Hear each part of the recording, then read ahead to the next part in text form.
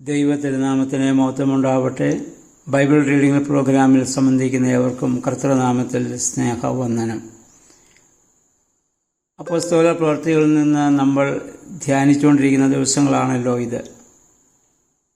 പരിശുദ്ധാത്മാവ് സ്ഥിരവാസത്തിനായി ഭൂമിയിൽ വരികയും പരിശുദ്ധ സഭയുടെ ആരംഭവും സ്ത്രീഹന്മാർക്ക് പരിശുദ്ധാത്മാവ് അഗ്നിനാവുകളായി അവരുടെ മേൽ ഇറങ്ങുകയും ലോകത്തിൻ്റെ നാനാഭാഗത്തും സുവിശേഷം പോയി പ്രഘോഷിക്കത്തക്കവണ്ണം വിവിധ ഭാഷകൾ സംസാരിക്കുവാൻ തക്കവണ്ണം ഭാഷാബലവും അവർക്ക് ലഭിച്ചതും പത്രോസ് അപ്പോസ്തലൻ്റെ ആ പ്രസംഗവും അന്ന് 3000-ഓളം ആളുകൾ ക്രൈസ്തവ സഭയോട് അല്ലെങ്കിൽ ആ സ്ത്രീഹന്മാരോട് ചേർന്ന് ആദ്യമേ ക്രൈസ്തവ സഭ രൂപീകൃതമായതും 2-ാം അധ്യായത്തിൽ നമ്മൾ വായിച്ചു. 3-ാം അധ്യായം വളരെ ചെറിയ ഒരു അധ്യായമാണ്. ഈ അധ്യായത്തിലെ പ്രധാനപ്പെട്ട വിഷയം പുറവിയിലെ മുടന്തനായൊരു മനുഷ്യന് പത്രോസ് ശ്ലീഹായും യോഹന്നാനും ചേർന്ന് സൗഖ്യം നൽകുന്നതാണ്. ആ 3-ാം അധ്യായത്തിൽ നമ്മൾ കാണുന്നത് 3-ാം മണി സമയത്ത് പ്രാർത്ഥനയ്ക്കായി പത്രോസും യോഹന്നാനും കൂടി ദേവാലയത്തിലേക്ക് പോവുകയാണ്. 3-ാം മണി എന്ന് പറയുന്നത് രാവിലെ 9 മണിയാണ്. അവർ പോകുന്നത് 9-ാം മണി സമയത്താണ്. 9-ാം മണി എന്ന് പറയുന്നത് ഉച്ച കഴിഞ്ഞ് 3 മണിയാണ്. യഹൂദന്മാരെ സംബന്ധിച്ചിടത്തോളം യെരുശലേം ദേവാലയത്തിൽ യാഗമർപ്പിക്കപ്പെടുന്ന സമയമാണ് 3-ാം മണി, 6-ാം മണി, 9-ാം മണി എന്നത്. രാവിലെ 9 മണിക്കും ഉച്ചയ്ക്ക് 12 മണിക്കും ഉച്ച കഴിഞ്ഞ് 3 മണിക്കും യെരുശലേം ദേവാലയത്തിൽ യാഗങ്ങൾ നടത്തും.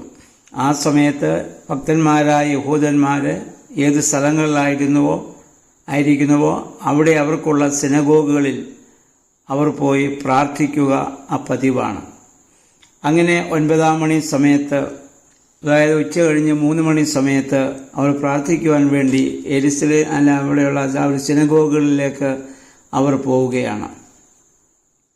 അപ്പോൾ അവർ അതിനു മുൻപും ഇങ്ങനെയുള്ളതായ സമയങ്ങളിൽ പ്രാർത്ഥന നടത്തി വന്നിരുന്നവരാണ് എന്ന് നമുക്ക് മനസ്സിലാക്കുവാൻ സാധിക്കും. അവർ പോകുമ്പോൾ സുന്ദരം എന്ന ദേവാലയ ഗോപുരക്കൽ അതിൻ്റെ ഒരു ആ ദേവാലയത്തിന് അല്ലെങ്കിൽ സിനഗോഗിനോട് ചേർന്നൊരു പടിവാതിലുണ്ട്. അതിനെപ്പറ്റി യോസീഫസ് എന്ന് പറയുന്നതായ ചരിത്രകാരൻ, അദ്ദേഹമാണ് ക്രൈസ്തവ സഭയുടെ യേശുക്രിസ്തുവിൻ്റെ കാര്യത്തെക്കുറിച്ചും ക്രൈസ്തവ സഭയെക്കുറിച്ചും ഔദ്യോഗികമായി നല്ല ചരിത്രം എഴുതിയിട്ടുള്ളത്. അതുകൊണ്ട് ക്രൈസ്തവ സമൂഹം മുഴുവനാൽ അംഗീകരിക്കപ്പെട്ട ആളാണ് യോസീഫസ്. അദ്ദേഹം പറയുന്നു, ഈ പിച്ചള കൊണ്ട് 50 ക്യൂബിറ്റ് ഉയരവും 40 ക്യൂബിറ്റ് വീതിയുമുള്ളതായി പണിതിരുന്നതായ ഒരു ഗോപുരമാണത്. നിക്കാനോർ ഗേറ്റ് എന്നും അത് അറിയപ്പെട്ടിരുന്നു. അതിൽ സ്വർണം, വെള്ളി കൊണ്ടുള്ളതായ പണികളുണ്ടായിരുന്നു. അപ്പം അവിടെ എന്നും ആളുകൾ പ്രാർത്ഥിക്കാൻ വരുന്നതുകൊണ്ട് ഈ സമയങ്ങളിൽ ഭിക്ഷ യാചിക്കുവാനായിട്ട് ഈ മുടന്തനെ അവിടെ കൊണ്ടിരുത്തുക പതിവാണ്. കഴിഞ്ഞ അനേക വർഷങ്ങളായിട്ട് അങ്ങനെയാണ് അവിടെ സംഭവിച്ചുകൊണ്ടിരുന്നത്. അങ്ങനെ ചെല്ലുന്ന ആളുകളോടൊക്കെ അവൻ ഭിക്ഷ ചോദിക്കും. അതിൽ നിന്ന് അവർ കൊടുക്കുന്നതായ ആ സംഭാവന കൊണ്ടാണ് അവൻ ജീവിച്ചു വന്നത്. അപ്പോൾ അവൻ്റെ വീട്ടുകാരായിരിക്കണം അവനെ അവിടെ എടുത്തുകൊണ്ട് ഇരുത്തുന്നതും. അവരൊക്കെ അവന് ലഭിക്കുന്നതായ ആ പണം കൊണ്ട് അവർ ജീവിച്ചു വന്നു. അങ്ങനെ പോകുമ്പോൾ ആളുകളൊക്കെ ഇങ്ങനെ ഭിക്ഷ കൊടുത്തു പോകുമ്പോൾ പത്രോസും യോഹന്നാനും അവിടെ ഇവനും അവരിൽ നിന്ന് എന്തെങ്കിലും ഭിക്ഷ ലഭിക്കുമെന്ന രീതിയിൽ അവരുടെ നേരെ അവൻ കൈനീട്ടി. അപ്പോൾ പത്രോസ് ശ്ലീഹ പറയുന്ന ഒരു വചനമുണ്ട്, വെള്ളിയും പൊന്നും എൻ്റെ കയ്യിലില്ല. ഒരു കാര്യം ഞാൻ എന്നോട് പറയുന്നു, നസ്രയനായ യേശുവിൻ്റെ നാമത്തിൽ നീ എഴുന്നേൽക്കുക. എന്നിട്ട് അവൻ്റെ വലങ്കയിൽ പിടിച്ച് അവനെ എഴുന്നേൽപ്പിച്ചു. അവൻ ദൈവനാമം മഹത്വപ്പെടുമാർ അവൻ സൗഖ്യദായകമായ അവസ്ഥയിലേക്ക് ആ മുടന്തനായ മനുഷ്യൻ മടങ്ങി വരികയാണ്. പൊന്നും വെള്ളിയും എനിക്കില്ല എന്ന് പറഞ്ഞാൽ ലൗകികമായ മേന്മകളൊന്നും തന്നെയുള്ള എനിക്കുള്ളത് കർത്താവിൽ നിന്ന് ലഭിച്ചത് മാത്രമാണ്. അത് ഞാൻ നിനക്ക് നൽകുന്നു, ആ സൗഖ്യദായകമായ ശുശ്രൂഷ. ഇതിനു മുൻപ് കർത്താവായിരുന്നു ഈ സൗഖ്യദായകമായ ശുശ്രൂഷ നിർവഹിച്ചിരുന്നതെങ്കിൽ കർത്താവിന് ശേഷം തൻ്റെ സ്ത്രീഹന്മാർക്ക് അത് നിർവഹിക്കുവാനുള്ള ശക്തി പരിശുദ്ധാത്മാവിനാൽ അവിടെ ലഭ്യമാവുകയാണ്. നമ്മളിവിടെ വായിക്കുന്നു, പത്രോസ് അവനെ സൂക്ഷിച്ചു നോക്കിയെന്നാണ്. ആ നോട്ടം അവൻ്റെ ജീവിതത്തിൻ്റെ പ്രശ്നങ്ങളിലേക്ക് ഇറങ്ങിച്ചെല്ലുന്നതായ ഒരു നോട്ടമായിരുന്നു. അവൻ്റെ വേദനകളെ പങ്കുവയ്ക്കുന്നതായ ഒരു നോട്ടമായിരുന്നു. ആത്യന്തികമായി അനുകമ്പയുടെ ദൈവസ്നേഹത്തിൻ്റെ വലിയ നോട്ടമായിരുന്നു. നമ്മുടെ കർത്താവും ഗിരിപ്രഭാഷണം കഴിഞ്ഞ് മലയിൽ നിന്ന് ഇറങ്ങി വരുമ്പോൾ കുഷ്ഠരോഗിയായ മനുഷ്യൻ യേശുവിൻ്റെ മുമ്പിൽ ചെന്ന് നിൽക്കുന്നു. ആരും നോക്കാത്തവനെ യേശു ആർദ്രമായി അവിടെ നോക്കി. ആ നോട്ടം കണ്ടപ്പോഴാണ് ആ മനുഷ്യൻ പറയുന്നത്, ഗുരു, നിനക്ക് മനസ്സുണ്ടെങ്കിൽ എന്നെ ശുദ്ധനാക്കുവാൻ നിനക്ക് കഴിയും. ആരും മിണ്ടാത്തവനോട് യേശു സംസാരിക്കുന്നു, എനിക്ക് മനസ്സുണ്ട്, നീ ശുദ്ധനാവുക. ആരും സ്പർശിക്കാത്തവനെ യേശു സ്പർശിച്ചു, അവൻ സൗഖ്യം പ്രാപിക്കുകയാണ്. ഇവിടെ ഈ മുടന്തനായ മനുഷ്യനെയും എല്ലാവരും അവന് എറിഞ്ഞു കൊടുത്തിട്ട് പോവുക പതിവാണ്. ആരും അവനെ ഇന്ന ദിവസം വരെ ഇത്ര ആർദ്രമായോ സ്നേഹത്തോടെയോ നോക്കിയിട്ടുണ്ടാവുകയില്ല. അതാണ് പത്രോസ്ലീഹ അവനെ ഉറ്റുനോക്കിയെന്ന് പറയുമ്പോൾ സാധാരണ നോക്കുന്ന നോട്ടത്തിൽ നിന്ന് അവൻ്റെ ജീവിത പ്രശ്നങ്ങളിലേക്ക് ഇറങ്ങിച്ചെല്ലുന്നതായ ഒരു നോട്ടമാണത്. കർത്താവ് ജീവിച്ചിരുന്നപ്പോൾ തൻ്റെ അടുത്ത് വന്ന രോഗികളെയും ബലഹീനരെയും ഒക്കെ കർത്താവ് നോക്കിയതായ നോട്ടം ഇന്ന് പത്രോസ്ലീഹായിൽ നിന്ന് ഈ മനുഷ്യന് ലഭിക്കുകയാണ്. കാരണം പത്രോസ്ലീഹായിൽ ഇപ്പോൾ വസിക്കുന്നത് ദൈവം തന്നെയാണ്, പരിശുദ്ധാത്മാവാണ്. അവരെൻ്റെ ജീവിത വേദനകളിലേക്ക് ഇറങ്ങിച്ചെല്ലുമ്പോഴാണ് അവന് സൗഖ്യം നൽകുവാൻ നമുക്ക് സാധിക്കുക. സംഭാവനകൾ നമുക്ക് നൽകി നമുക്ക് കടന്നു പോകാൻ സാധിച്ചേക്കാം. അതിൽ നിന്ന് ഓരോ വ്യക്തിയുടെയും വേദന എന്തെന്ന് അവനോട് ചേർന്ന് നമ്മൾ പങ്കുവയ്ക്കുമ്പോഴാണ് അത് സൗഖ്യദായകമായ അവസ്ഥയിലേക്ക് ഓരോ വ്യക്തികളെയും വഴി നടത്തുന്നതെന്ന് നമ്മൾ മനസ്സിലാക്കേണ്ടതാണ്. സ്നേഹത്തോടെ നോക്കുക, സ്നേഹത്തോടെ സംസാരിക്കുക, സ്നേഹത്തോടെ സ്പർശിക്കുക. ഇതാണ് ഈ പത്രോസിൽ നിന്ന് ഈ മനുഷ്യനിവിടെ ലഭ്യമാകുന്നത്. കർത്താവിൻ്റെ നാമത്തിലുള്ള വലിയ പ്രവർത്തനമാണിത്.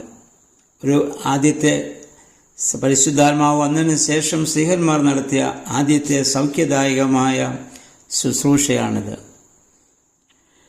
പത്രോസ് പറഞ്ഞ ഉടനെ തന്നെ തൽക്ഷണം അനുകൂലമായ മറുപടി അവിടെ ലഭ്യമാവുകയാണ്. നമ്മൾ വായിക്കുന്നവൻ എഴുന്നേറ്റ് നടന്നു, ചാടി ദൈവത്തെ സ്തുതിച്ചു, കുതിച്ച് അവൻ ദേവാലയത്തിലേക്ക് പോയി. അതെ, അനുഭവമുണ്ടാകുന്നവൻ, ദൈവത്തിൽ നിന്ന് അനുഭവമുണ്ടാകുന്നവൻ, അതിന് ഏത് വ്യക്തിയായാലും ദൈവത്തെ സ്തുതിക്കുകയും ദേവാലയത്തിലേക്ക് ആരാധനയ്ക്ക് പോവുകയും ചെയ്യേണ്ടത് ആവശ്യമത്രേ. അല്ലാതെ എനിക്ക് സൗഖ്യം ലഭിച്ചു എന്ന് പറഞ്ഞ് അവൻ വീട്ടിലേക്കല്ല പോയത്. ഈ ശിഷ്യന്മാരോട് ചേർന്ന്, പത്രോസിനോടും യോഹന്നാനോടും ചേർന്ന് അവൻ ദേവാലയത്തിലേക്കാണ് പോയതെന്ന് നമ്മൾ ഓർത്തിരിക്കേണ്ടതാണ്. നമ്മുടെ ജീവിതത്തിലും ദൈവം തരുന്നതായ നന്മകളെയും ദൈവം ചെയ്യുന്നതായ അനുഗ്രഹങ്ങളെയും ഓർത്ത് ദേവാലയത്തിലേക്ക് പോകുവാനും മുടക്കം കൂടാതെ ആരാധനയിൽ സംബന്ധിക്കുവാനും നമുക്ക് ഇടയായിട്ട് തീരണം. അതിനുശേഷം ഈ സൗഖ്യം ലഭിച്ചതായ ഈ മനുഷ്യൻ ദേവാലയവുമായി ബന്ധപ്പെട്ട സ്ഥലത്ത് നിൽക്കുമ്പോൾ യഹൂദന്മാരൊക്കെ അവനോട് വന്ന് ചോദിക്കുകയും അവരൊക്കെ വളരെയേറെ അത്ഭുതപ്പെടുകയും ചെയ്തു. അപ്പോൾ പത്രോസ്ലീഹ ചോദിക്കുന്നുണ്ട്, ഞങ്ങൾ സ്വന്തം ശക്തിയോ ഞങ്ങളുടെ സുഹൃതമോ കൊണ്ട് ഇവനെ നടക്കാൻ കഴിവുണ്ടാക്കി കൊടുത്തുവെന്ന മട്ടിൽ ഞങ്ങളെ നിങ്ങൾ സൂക്ഷിച്ചു നോക്കുന്നത് എന്തിന്? അബ്രഹാമിൻ്റെയും ഇസ്ഹാക്കിൻ്റെയും യാക്കോബിൻ്റെയും ദൈവം, നമ്മുടെ പിതാക്കന്മാരുടെ ദൈവം തൻ്റെ ദാസനായ യേശുവിനെ മഹത്വപ്പെടുത്തിയിരിക്കുന്നു. നിങ്ങളവനെ ഏൽപ്പിച്ചു കൊടുത്തു, അവനെ നിങ്ങൾ ക്രൂശിച്ചു, പക്ഷെ അവൻ ഇന്നും ജീവിക്കുന്നു. അതിൻ്റെ വലിയ തെളിവാണ് ഈ മനുഷ്യന് ലഭിച്ചതായ സൗഖ്യം. അവൻ്റെ നാമത്തിലാണ് ഞങ്ങളിത് ചെയ്തത്. പ്രിയമുള്ളവരെ, കർത്താവിൻ്റെ നാമത്തിൻ്റെ ശക്തി എത്രമാത്രം വലുതെന്ന് ഇവിടെ നമുക്ക് മനസ്സിലാക്കുവാൻ സാധിക്കുന്നതാണ്. അപ്പോൾ ഇന്നത്തെ ദിവസം നമുക്കും നമ്മുടെ ജീവിതത്തിലൊക്കെ മുടന്തിൻ്റെ അനുഭവമുണ്ട്. എന്താണ് മുടന്തിൻ്റെ അനുഭവം? നേരെ നടക്കാൻ സാധിക്കാത്ത അല്ലെങ്കിൽ വികലമായ ഒരു ജീവിതത്തിൻ്റെ ആധ്യാത്മികതയുടെ പ്രതീകമാണ് മുടന്ത് എന്ന് പറയുന്നത്. അതിൽ നിന്ന് നേരെ എഴുന്നേറ്റ് നടക്കുവാൻ സാധിക്കുന്ന സത്യത്തിൻ്റെ ദൈവാനുഭവത്തിൻ്റെ വലിയൊരവസ്ഥയിലേക്ക് കടന്നു വരുവാൻ തക്കവണ്ണം നമുക്കിവിടെയായി തീരണം. അതിന് കർത്താവിൻ്റെ നാമം നമുക്ക് മുഖാന്തരമായി ഭവിക്കട്ടെ. യേശുവിൻ്റെ നാമത്തിൽ യാചിക്കുവാനും യേശുവിൻ്റെ നാമത്തിൽ മറ്റുള്ളവർക്ക് വേണ്ടി പ്രാർത്ഥിക്കുവാനും നമുക്ക് സാധിക്കുമ്പോൾ നമ്മുടെ ഇടയിൽ ഇതുപോലെ മുടന്തരായി കഴിയുന്ന എന്ന് പറഞ്ഞാൽ ആധ്യാത്മികമായി വികലതയുള്ളവരെ ആ സൗഖ്യദായകമായ അവസ്ഥയിലേക്ക് കൊണ്ടുവരുവാൻ തക്കവണ്ണം ഒരു പരിശ്രമം ഉണ്ടാകണമെങ്കിൽ ദൈവത്തിൽ നിന്ന് നമ്മൾ പ്രാപിക്കണം. ആ ഒരവസ്ഥയിലേക്ക് കടന്നു വരുവാൻ നമ്മുടെ വേദവായനകൾ നമ്മെ സഹായിക്കട്ടെ. ഇന്നത്തെ ദിവസം ഈ 2-ാം അധ്യായം വായിച്ച് ധ്യാനിച്ച് ആ പരിശുദ്ധാത്മാവിന് നമ്മെ തന്നെ പൂർണ്ണമായി സമർപ്പിക്കുന്ന ദിവസമായിട്ട് തീരട്ടെ. എല്ലാവർക്കും നല്ല ഒരു ശുഭദിനം ആശംസിക്കുന്നു. ദൈവനാമം മാത്രം മഹത്വപ്പെടട്ടെ.